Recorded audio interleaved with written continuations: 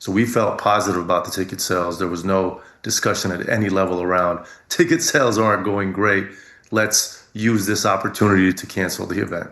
And, Jake Paul being Jake Paul, he wanted to focus on the biggest, baddest names possible. That included Terence Crawford. That included Ryan Garcia. That included Tommy Fury. And Jake is coming in against Anthony Joshua to shock the world and win. He's not coming there to be a stat padding exercise for Anthony Joshua. Is Jake Paul boxing? Yes. Losing their minds over the official reveal of Jake Paul taking on Anthony Joshua. It's the headline that shook the internet, planned for December 19th inside the Nakisa Center in Miami. Yet while the whole combat sports community was caught up in the spectacle of a YouTuber stepping toward a former heavyweight king of the world, one far more important detail slid quietly through the cracks. Most people overlooked it, because during a recent appearance on the Ariel Helwani show, Jake's business partner, Nakisa Bidarian, didn't just hype the Joshua fight. He peeled back the curtain on a hidden negotiation that was unfolding simultaneously. Jake Paul versus Anthony Joshua, a lot of people thought it was nonsense, that it was BS, and then there we are on a Friday afternoon in Miami, and there they are, and we get the face-off, and the fight is happening on the 19th of December, live and exclusively on Netflix. It's actually happening. He's going up against the former two-time unified heavyweight champion of the world, the Olympic gold medalist from the 2012 Games, by far the toughest and most challenging and most accomplished opponent that he's ever faced. And talking about Jake Paul, it's going down. The rumors were real. And a fight with the pound-for-pound king, Terence Crawford, isn't just a fantasy. It's a very real plan, now quietly being lined up for 2026.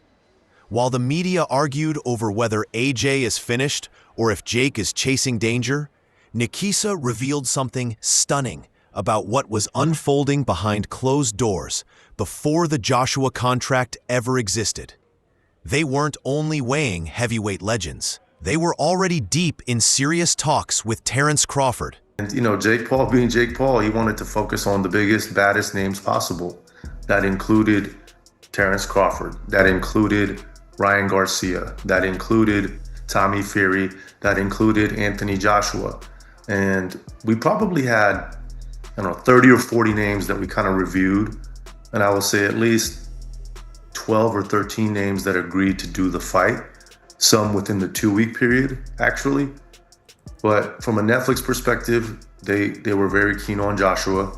They were interested on Crawford. They were interested in Ryan Garcia as potential opponents for Jake Paul. They were interested in Tommy Fury at some level as well. And the one that Jake gravitated towards was Anthony Joshua. Once it became clear Ryan couldn't do the fight as well. Ryan was also something that he was interested in doing. On the AJ side, they've talked about they were planning to do a fight this year. And so it wasn't a big fight. So here was an opportunity to do a massive fight that wasn't expected for anyone involved. And Eddie was able to get his release from DAZN for this one fight. And here is the moment nobody saw coming. Crawford didn't brush it aside. Because according to Nakisa, Team Crawford was genuinely interested. This wasn't some YouTuber chasing a boxer for clout.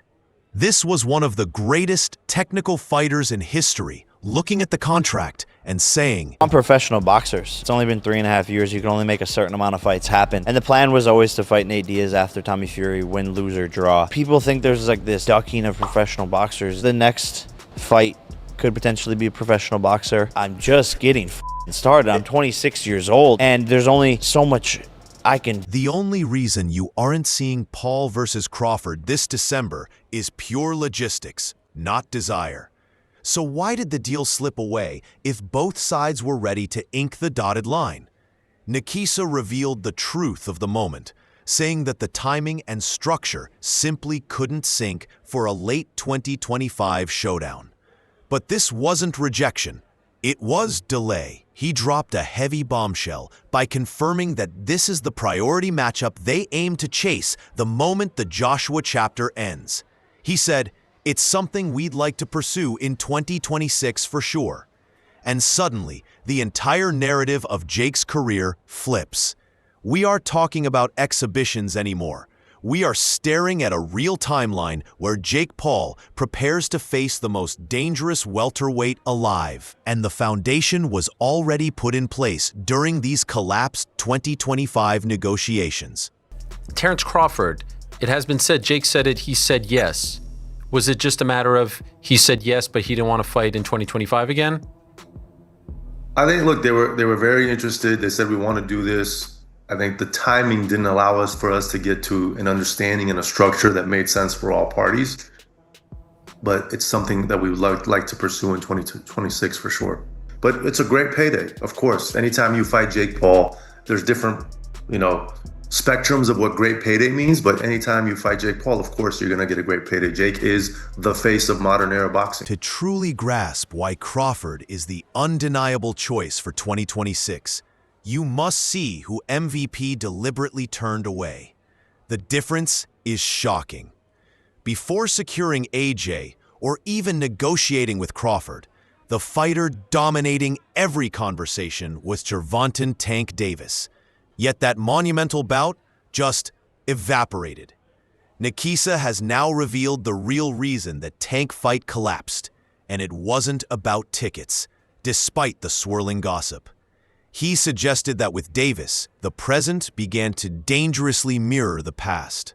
That's a gentle way of saying the unpredictable conduct and endless drama outside the ring rendered him a massive risk, a gamble that Netflix and MVP simply refused to take.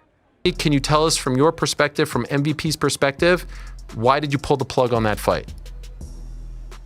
Pretty simple. When we made a decision to fight Gervonta, obviously knew of his past, the challenges that he'd had, and this massive platform that we were giving him.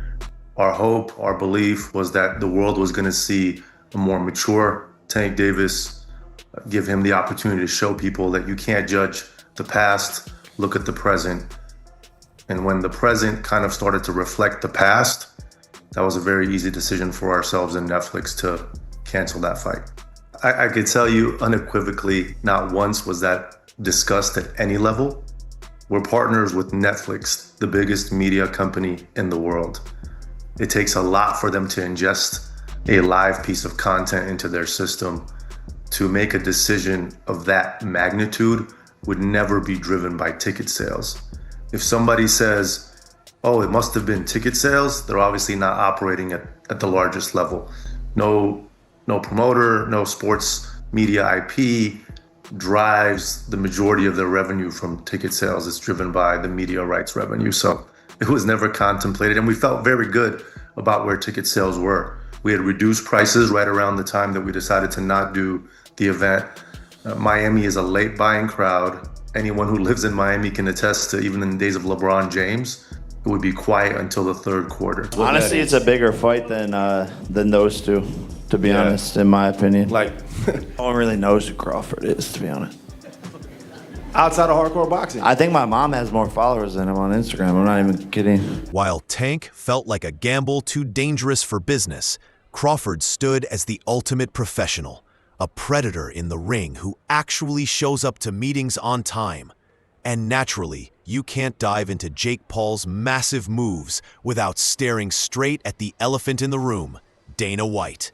The UFC boss just recently went on record saying he didn't even know the Paul versus Joshua fight was happening, acting all casual, like he's barely keeping track of Jake's explosive career. Yeah, and did you see the fight that's reportedly being worked on for December 19th in Miami? Did I see the fight being worked on December 19th in Miami? Yeah. No. Do you know which fight I'm talking about? No. Fair enough. Oh, Jesus. That's a bad idea. That's a bad idea. But let me tell you what. A lot of people watch that one. Will you watch it? Sure. You know what everybody's tuning in for on that one. I think everybody's going to get what they've finally been waiting for. The Turkey Al Sheik, man, making the greatest fight the great. Killing the A side and B side. With the money. He's paying everybody good. Yep.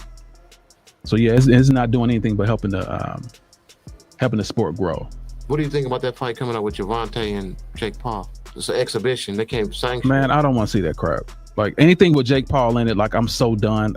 After I saw Tyson literally biting his glove not to hit him, which I know was fixed. Come on, bro. Like I don't want to see fake fights. I want to see real fights. I don't want to see any exhibitions. If it's not about a belt, I don't want to see it. Nakisa didn't hold back, calling Dana's bluff and calling that statement a straight-up lie. He exposed that the top brass at TKO, the UFC's parent company, were fully aware and watching every move closely. A little over a week ago, after the UFC MSG card, Dana White was asked about this fight, and he essentially said, off the top, wasn't aware of it, but yeah, I'll watch that one, and I think I and the rest of the world want to see Jake get obliterated. I'm paraphrasing here. I'm sure you saw the clip. What did you make of it from Dana? So I saw kind of three key things, and the last one is telling for the first one. So the first thing I think he said was he wasn't aware of it. The second thing he said was a bad idea. And the third thing he said was, yeah, I'll watch it because everyone wants to see what's going to happen, and it's finally going to happen. So to be clear, there's obviously a clear distaste for Jake Paul when you're talking about, I want to see him get knocked out. But that's been well known, and I understand the dynamic that's been built over time. To say I wasn't aware of it is a blatant lie. Dana lies, on a frequent basis, so it doesn't surprise me. But I know for a fact TKO was aware of this event, of the discussions, of the conclusion, and that it was going to be announced. So that's a blatant. This isn't just a boxing match. It's a battle for the entire industry. Nakisa insists Dana watches every move Jake makes. And there's this invisible pressure on UFC fighters to steer clear of MVP. The fact that they came close to signing Crawford, it's a bold strike at the UFC's grip over combat sports stories. And then, the whispers that never fade. Every time Jake steps into the ring, the internet explodes with talk of no knockout clauses and scripted outcomes. Robert Smith, the head of the British Boxing Board of Control, and others have said this shouldn't be sanctioned. There's too big of a discrepancy in terms of experience. What is your response to those people? They're hypocrites. They're not focused on the real problems of boxing, which is having these journeymen and women who are effectively on a circuit of getting beat up and knocked out to give W's to up-and-coming prospects and contenders. I think in the UK, there's fighters that have 50, 60, even I think I saw one that has 100 losses on their record. That's the real problem. People who are coming there to lose, literally having a couple of wins built up, coming in, getting knocked out. I made the example of one of Joshua's opponents. I think it was his 10th opponent. He got knocked out by Joshua and then got knocked out 7 more times right after Joshua. That's a guy who shouldn't have been sanctioned to fight Joshua to begin with, because everyone could see what was happening. Everyone knows what that process is. A lot of promoters do it. I guess I understand it, to their desire to build up records, but Jake has a massive amount of experience being on the biggest stages. Yeah, because some people say Jake's fight's rigged. He's like suing people now that say they're rigged. You see that? But how could they rig it before? Because Jake can punch with that right hand. Like, I seen him, up close in person. Like, dude is big. He's not as slow as people think he is, and he can punch. That's why a lot of people know, like, there was times where, him and Tyson, was in the ring and he could have, like, laid it on Tyson, but he kind of, like, held back. You could tell. And that's the same with Tyson. Like, Tyson could have caught Jake with something and he just like, so you can see it. If you had to choose someone to win that fight, who do you think wins? Honestly, I think Jake by youth. Really? Yeah. It's a conspiracy theory that's haunted him since the Tyron Woodley fight. Nakisa finally addressed it with a seriousness we haven't seen before, reminding everyone that fixing a fight isn't just unethical, it's a federal crime. He pointed out that the rigged quiz show scandals of the 1950s made it a felony to predetermine the outcome of any contest of skill or intellect.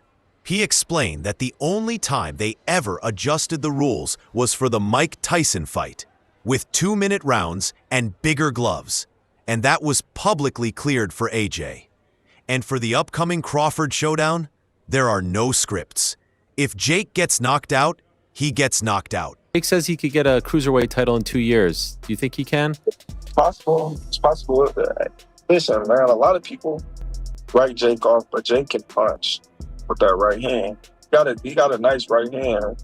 Gained a lot of respect for Jake because he's not a YouTuber that's just boxing just to box. He actually trains and actually want to get better and actually have got better and really putting his time, focus, and energy into boxing. So you got to respect that. This brings us to the Grandmaster plan.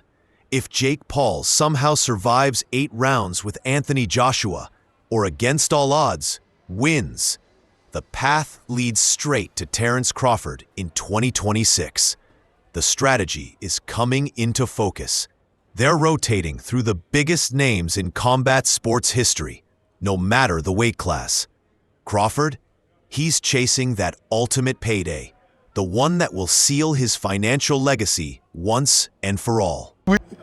Nakisa made it clear, anyone stepping into the ring with Jake is cashing a career-high payday, and Crawford knows exactly how to collect that check.